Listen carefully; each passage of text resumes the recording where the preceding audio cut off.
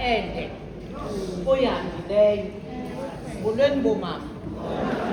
Ndinayo indawana enephaphu elithile apha ngaphakathi, kodwa nam ndiyaguquka emazwini wakho mama.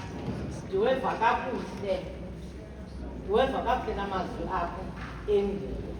Ndiyacinga kakuhle xa amaSirayeli ephuma kwilizwe laseJiputa, aphuma bethe iingubo zawo ukuhamba esiya kwilizwe ledinga, azonakala iimbadada zabo. Ziqonda kakuhle le nto xa uThixo ewabiza phezu kwentaba eSinayi, athi xa wabiza apho athi iimbadada zenu nishiye ngezantsi ningezi nazo. Ahambe ntanga.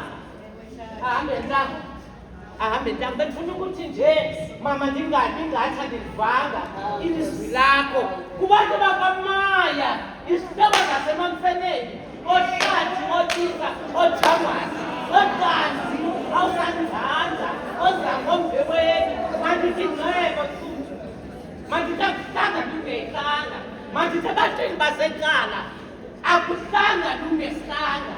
Nceba abantu kanye ngencala linenxeba ukuze igazi liphumele emhlabeni. Kwenzeke isizwe akuhlanga lungehlanga. Ndiyamthanda uSamuel wethu wekuqala xa esithi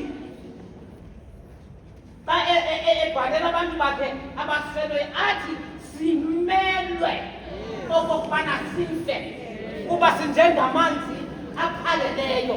Khala amanzi ayakudinga ukubuthwa kodwa awabutheki.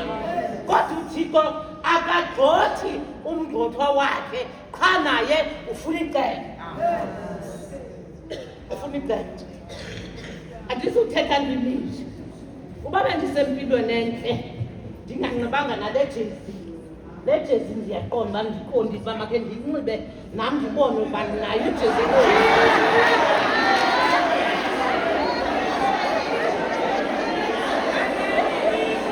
mandibona amanjwayo okokuba ndinayo ijezi yasekuthini. Oko ndiyasoloko ndanxiba naku abantu bayiqinifoma nayo yethe yabhatha iblawuzi yam ndineentloni nokuba ivele, kodwa yonakelanga ngenxa yobude bendlela. Ilahle nje umbala wayo. Ndifika apha kolu manyano ndafika umamothini esanda kufika kwelaa thuba likamfundisi uNtshanyana. Ndimazi kakuhle uSinokwakha, ndimazi kakuhle. Sifika ngelaa thuba sisancediswa uMagatyeni, wafika umamothini seyintokazi eseyinqibile. Sabe thina sisaqeqeshekile, sisajonga phantsi, sisavova ngelo xesha. Akaculi uladaqhume unesitayile sakhe esithakathakayo, amaneni nezandla nokubakwamot adaisayo egqibela apha phezulu. Naku ufoto icala kwakhe, naku ufoto ezathi zandivumisele phezulu. uMadongane usafika, akakandwebi kangaka, usahamba kaninzi, kodwa naye uyazama apha ecaca kwakhe. Bayefika umamuothini mandixelele uza kungena phaa kulaa mnyango side lapha uhamba nokumama kusoko. Ndimazi kakuhle ijezi yakhe uyibeke kule ndawo noba sisikhafu noba yintoni. Ingena laa ntokazi iphethe lesuku ithi xa ifika ibe sesithi unkwamkwam isangena intokazilungisa ukuhlala. Ndimazi kakuhle uthe khona esawuzi into okokubana ndingumamfene wandibeka kule ndawo yawuwesi zakumxelela izinto zakwawothini ndabiza notatakanompumelelo notatam olugakunye siza thina ngotatam elele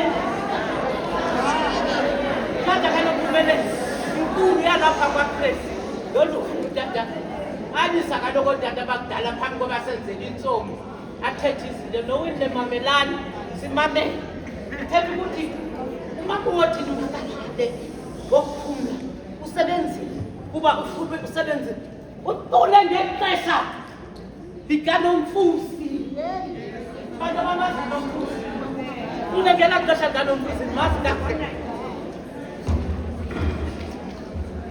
Uye nguNomfusi uMangayi betha kancinci ibhethi ngenxele yena ndibazi kakuhle kodwa ndiyamazi uMamoti ntokaze qhuma ntokaze nobubele ntokaze ntle kwalapha ebusweni uthi sisi ngoku mncinci kuye akabizi mntu ngegama nalapha kum esithi sisi kodwa mna ndiyamxelela into okokubana ndindawoni angabi nawari besithi mandiyarike mandisuse la mathuba